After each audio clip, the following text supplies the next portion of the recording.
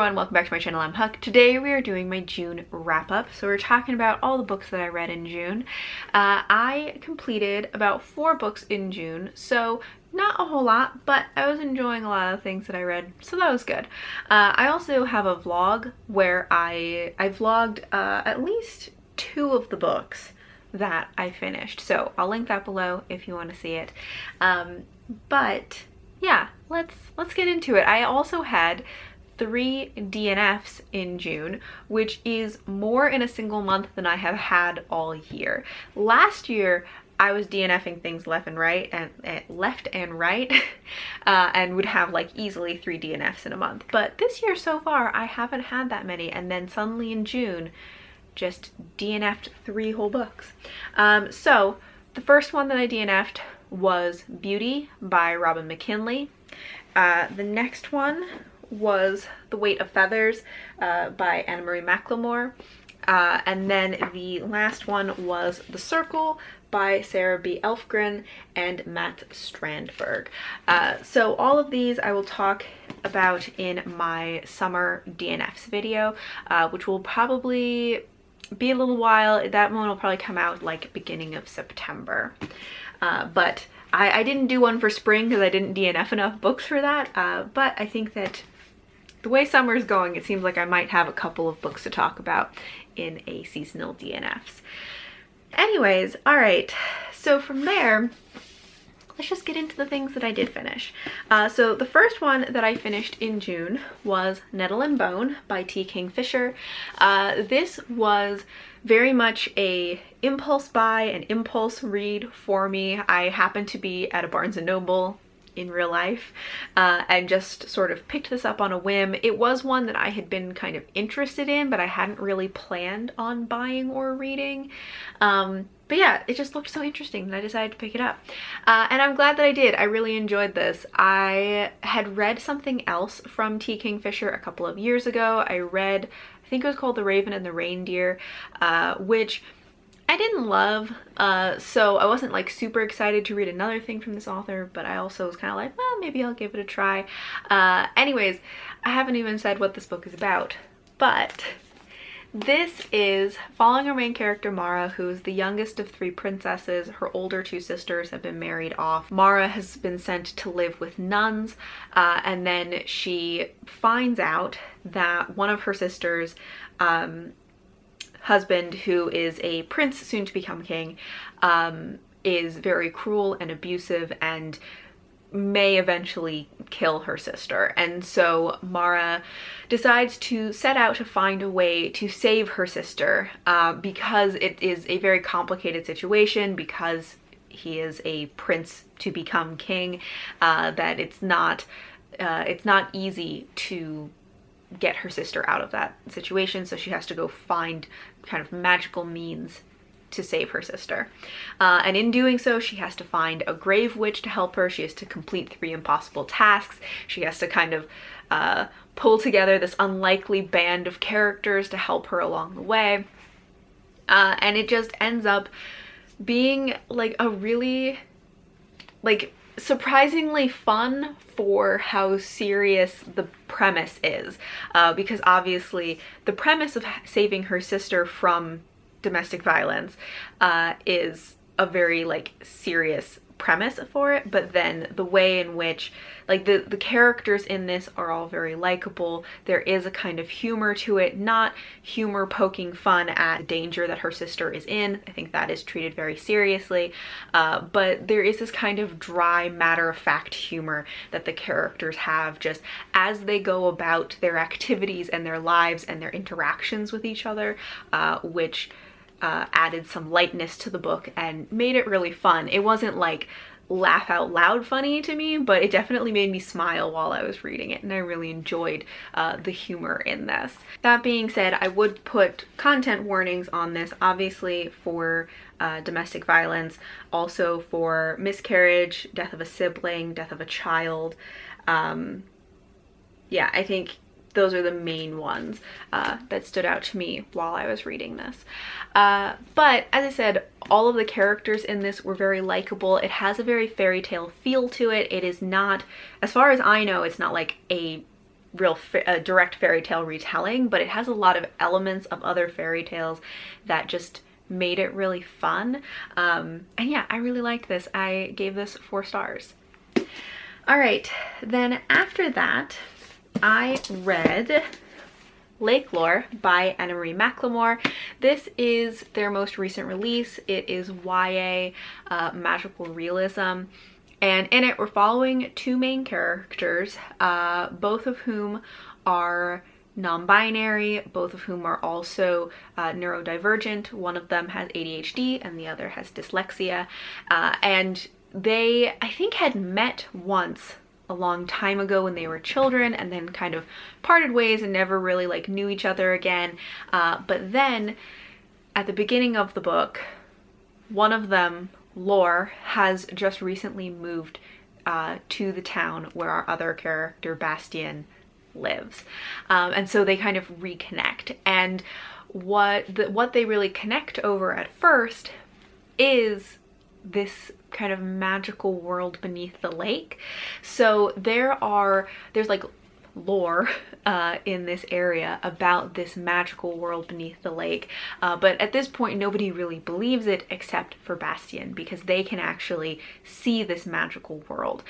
They also have the ability to make these like magical sculptures that they can put their emotions into, and then those little magical sculptures are animated by Bastien's emotions, and then they go to live in this world beneath the lake. Anyway, that's just like part of the magical aspect of this, but Lore seems to be the only other person who is able to see the world beneath the lake. And when they move to town, it becomes like more like invasive into their lives. It had been very contained before, but it starts to become like more powerful almost in a way. And this book, this is one that was also in the vlog, and I had a hard time like really explaining what the plot of this is, because I don't know if it has like a really clear driving plot to it. It is very much about these 2 characters, them kind of learning more about themselves, about their connection to each other. There is a bit of a romance in it, but the romance isn't really the main focus of it. It's really much more about their connection and about finding like a kindred spirit and somebody who understands you. But yeah, I really enjoyed this. I think overall I tend to enjoy Anna Marie McLemore's books. I really like the way that they write characters and the like connection and relationship between characters, and I think that just came out really well in this book. I had a really good time reading this, and I gave this one 4 stars also. After that, I read something else, which I have forgotten. Oh, right. I read Odd Magic by Patricia McKillip. I have been wanting to give Patricia McKillip another try for a while. I've read a couple of books from her.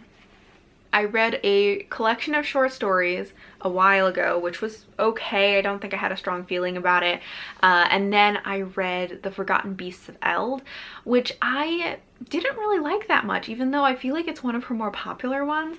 But I wanted to give another one of her books a try. And then I think someone recently mentioned Odd Magic, so it was just kind of in the back of my mind, and I was like, you know what, I should read that one. And I found the audiobook, so I decided to listen to it. And this one, we follow a few different characters who are in this like magical city, and particularly in a magical school. So there is this magical school that was started by this woman named Odd, who has extremely powerful magic, and she sort of established this school and then disappeared.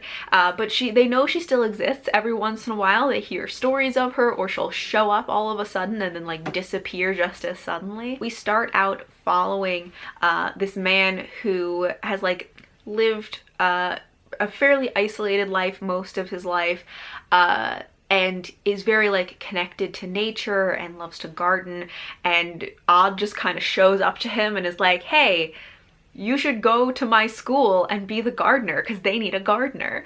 And he ends up going there, and that's kind of our first introduction to the school, is him like entering it as this gardener. But we find out that there may be more to him than just being a gardener. But yeah, so he's one of the characters that we're following. We're also following a princess who is about to be married off to somebody, to a wizard that she does not particularly want to marry. And then we're also following a man who's kind of like, they're kind of like a head of police kind of thing, who is trying to track down a performer. So in this city, magic is very restricted. So people can't really use magic outside of the school, and even within the school, it's very limited as to what kind of magic people are even allowed to know about, let alone use. And there is this man who travels around and performs magic. He says that it's not real magic, it's just like illusions, but it isn't completely clear as to whether that's true. And so one of our characters is trying to track him down and find out, like, is he illegally using magic, or is it really just an illusion? So those are the three characters that we're following, and then their stories end up kind of intertwining, and find out that Odd may have had a greater purpose in her mind for the gardener than just him being a gardener. And yeah, I had fun reading this. I enjoyed this more than the other books that I have read from Patricia McKillip. I think that this had a very cozy feeling to it. Like, I don't have a lot of like particular like specific thoughts or strong feelings about it, but I did enjoy it, and it was just a very like fun, easy, kind of cozy feeling fantasy. So now I actually think I would read other books from Patricia McKillip, and there are a couple that are on my mind as to ones I would be interested in. I do want to try her Riddle Master series. There's also one with this like the Forest of Sayre or something like that. And then there's another one that I forgot the name of. Oh, it's called The Tower at Stonywood.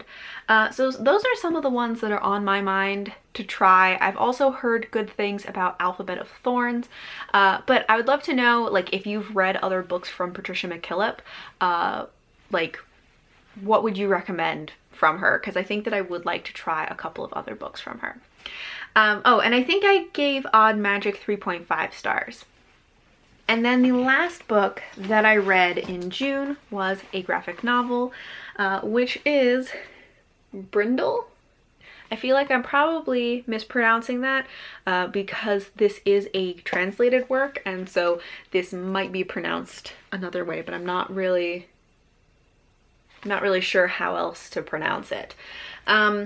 But so this is a graphic novel about this girl who wakes up, well, she was in a fire, she wakes up like in a little like fairy village, and remembers nothing about her past, who she is, what started the fire, all of that. She then ends up kind of on her own, and so she has to strike out on her own to figure out more about like who she is, where she came from, and then she gets wrapped up in some pretty dangerous events that lead her to find out that she may have a greater destiny and be involved in like this epic conflict of the world that she had not known about. But overall, I would say that the artwork of this is beautiful. The story is so-so. So let me show you what the artwork for this looks like. So hopefully this will show up well. I don't want it to like glare too much. But the artwork for this is absolutely beautiful. Like, look at that little owl. So beautiful. If I can find something else that won't be spoilery, but just to show like how lovely this is. Like, you see how beautiful this is? I can't tell. I cannot fit both me and this in the frame, but it's like so beautiful. Anyways, so artwork for this, like 10 out of 10 beautiful. I love it. The story, I think, was a little underwhelming. I think there was a lot that felt very unexplained in a way that made it feel a little hollow. So not in a way that was like intrigue, but in a way that was just like, I don't get what's going on, or I don't get why like they care about this, you know? So yeah, I don't really rate graphic novels, so I don't know what I would rate this, but I'm happy to have it because it's so pretty, but I don't know if I would like read it again. Like I would definitely flip through it again to appreciate the art, but I don't know if I would bother like reading the story again. Anyways, those are all of the books that I read in June. I'd love to know if you've read any of these, if you have any thoughts on them, but especially, like I was saying, if you have any recommendations of what to read next from Patricia McKillip, especially, I would love to hear as I decide where to go next with her books. But that is all. Thank you all for watching, and until next time, bye.